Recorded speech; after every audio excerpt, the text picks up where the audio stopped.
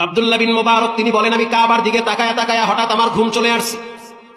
আমি স্বপ্নে দেখলাম আমার পায়ের পাশে একজন ব্যক্তি দাঁড়ায় আছে, মাথার কিনারায় আর একজন ব্যক্তি দাঁড়ায় গেল।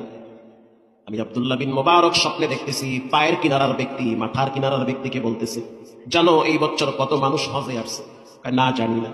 6 লক্ষ মানুষ হজ করার জন্য আসছে, কিন্তু দুঃখের বিষয় একটা হাজিরও হজ কবুল হয় না। কারো হজ কবুল হয় না, কিচ্ছু করার নাই, কবুল করার মালিককে।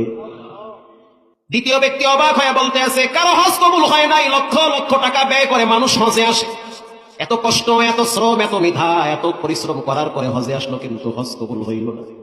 প্রথম ব্যক্তি বলতেছে, আল্লাহর বড় মেহেরবানি দয়া, একজন ব্যক্তির উসিলায় রব্বুল আলামিন 6 লক্ষ হাজির হজ কবুল করছে। সেই ব্যক্তি হজে আসার মতো তৌফিক পায় না, প্রস্তুতি নিয়েছে আসবে, কিন্তু হঠাৎ তিনি আসতে পারবে। কি তার নাম? বলে তার নাম হলো আলী বিন মুআফফিক। কোথায় তার বাড়ি? বলে তার বাড়ি হলো সিরিয়াতে। আব্দুল্লাহ বিন মুবারকের ঘুম ভেঙে গেল, চিন্তায় পড়ে গেছে, যেই জায়গায় বসে আমি হেলান দিয়ে স্বপ্নে দেখলাম, এই স্বপ্ন বৃথা যেতে পারে না। এটা রুকিয়ার শয়তান না, এটা হলো রুকিয়ার রহমান, মনে হয় রবের পক্ষ থেকে স্বপ্ন। আল্লাহু আকবার বলেন। আব্দুল্লাহ বিন মুবারক বলেন, 1000 হাজীদেরকে আমি গ্রামে পাঠায়া দিছি, আর আমি আমার সিদ্ধান্তে অটল হয়ে গেছি যে আমি এখান থেকে ডাইরেক্ট সিরিয়ায় চলে যাব।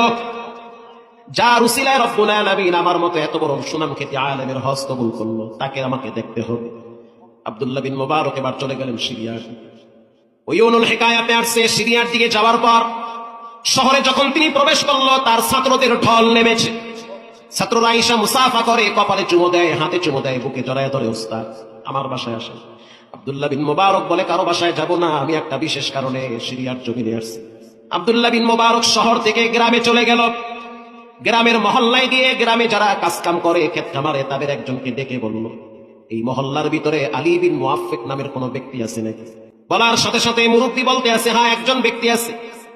ওই ব্যক্তি গরিব, তার চরিত্র হলো, কর্ম হলো, প্রত্যেকদিন বট গাছের নিচে বসে বসে জুতা সেলাই করে।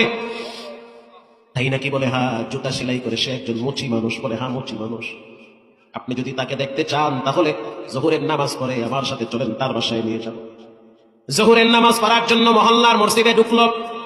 মহল্লার মসজিদে ঢুকার পরে নামাজ শেষ কইরা যখন বাড়ির দিকে গেল, দরজায় নকা দিছে। দরজায় টোকা দেওয়ার পর ছোট্ট একটা বাচ্চা বের হয়ে আসছে। এবার মহল্লার মুরব্বী বলতে আছে, তোমার আব্বা আলী বিন মুআফফিক কোথায়? বাচ্চা বলতে আছে, আমার আব্বা জান এই টাইমে বাজারে থাকে, ওখানে বসে বসে জুতা সেলাই করে, জোহরের নামাজ বাজার মসজিদেই পড়ে। তবে আপনারা আসছেন, আমি অনেক খুশি হয়েছি। আপনাদের সাথে যেই ব্যক্তি আসছে চেহারা দেখতে অনেক সুন্দর, মনে হয় কোনো আলেম হবে। আসেন আমার ঘরে, আমার